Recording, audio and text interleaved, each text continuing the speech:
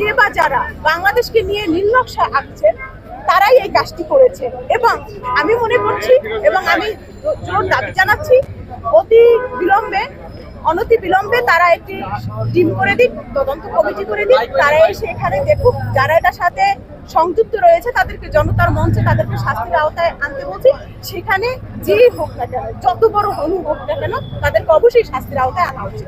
আচ্ছা, আরেকটা বিষয় হচ্ছে যে গত সরকারের আমলে তো যত আমলা বা অন্যান্য যে সমস্ত আপনি বলেছেন নিয়োগপ্রাপ্ত হয়েছে তারা এখনো সচিবালয়ে বহাল রয়েছে। তো আসলে নতুন করে এই বর্তমান সরকার কি সার্কুলারটি নতুন করে আসলে লোকবল নিয়োগ দিয়ে তাদেরকে আসলে এখান থেকে সরিয়ে দেওয়া উচিত কিনা, যেহেতু গত সরকারের সবকিছু এখানে এখনো বিদ্যমান রয়েছে? এখন বিষয়টা সরিয়ে দেওয়াটা বড় কথা না, এখানে বড় কথা হচ্ছে কি আমরা সবসময় বারবার যেটি বলে এসেছি সংস্কার বলতে আপনি আমি কি বুঝি, সংস্কার কাকে বলে, সংস্কার কোথায় করবেন, কাকে দিয়ে করবেন, সংস্কার বিষয়টা কি, এর পার্থক্য কি, মতবিরোধ কি, এই বিষয় নিয়ে তো কোথাও কোনো সভা সেমিনার হচ্ছে না। ইভেন আপনারা যারা সচেতন জার্নালিস্ট, আপনাদের মধ্যেও তো এই ধরনের আচরণ আমরা দেখছি না।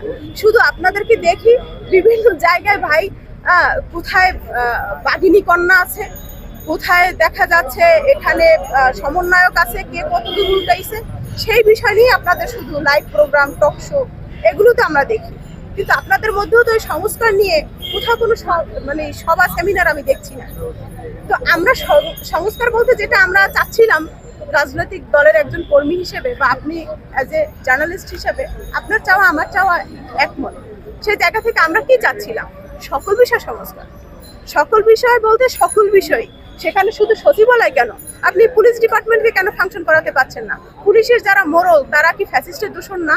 আমি যদি এখন নাম ধরে ধরে বলে দিই, আমি যদি আপনাদেরকে লিস্ট দিতে পারি যে তারা ফ্যাসিস্টের আমলে এই ব্যক্তিরা তারা এই অপকর্ম করেছে এবং ফ্যাসিস্ট চলে যাওয়ার পরও 5ই আগস্টের পরও তারা এখনো বহাল রয়েছে, আমি থানার ওসি নাম এবং এডিসি ডিসি এবং এখানে হেডকোয়ার্টারও তারা বসে আছে এবং বীর দর্পণে বসে, তাদের আমলনামাটা আপনি একটু ঘাটেন, আপনার একটা সেখানে ঘটনার অন্তরালে কি ঘটনা সেটা নিয়ে একটা নিউজ করেন, আপনারা দেখান আছে।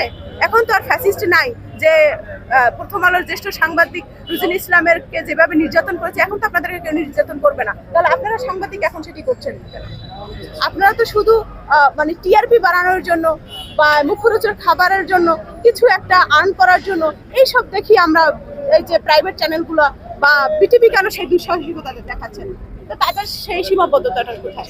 ইভেন বিটিভির একটা বিষয় আর একটা বিষয় আমি যেটা লক্ষ্য করছি সেটি হচ্ছে গিয়ে উপদেষ্টাদের নিয়ে যদি কোনো সমালোচনা করা হয় সেটি খুব জোরে সোরে সেটি প্রচার করা হয়। বিটিভিতে কেন